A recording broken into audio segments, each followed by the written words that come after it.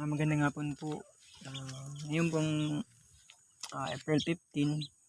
So, try po akong isali po sa bandingan yung anim ko na sisiw.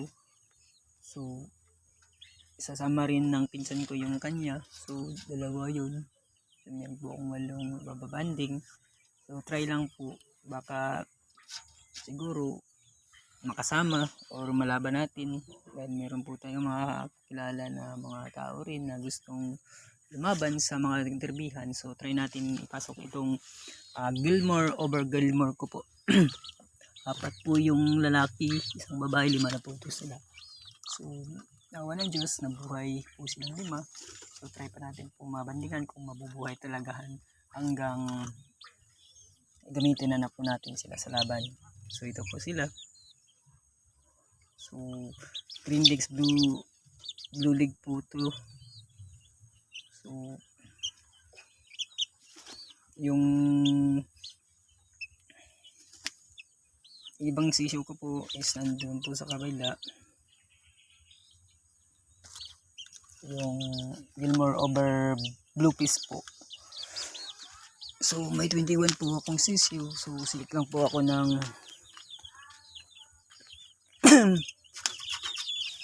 gagamitin kong mga battlecock dahil di pa po pwede na magparami tayo ng magparami dahil wala po tayong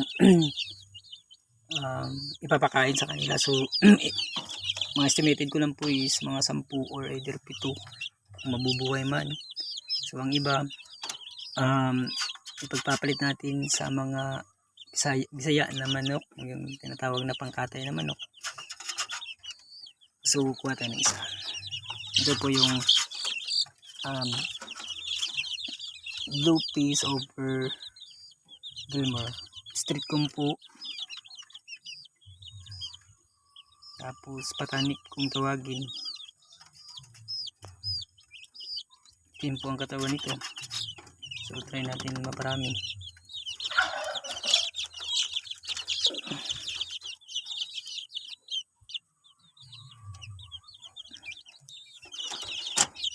So meron po akong konting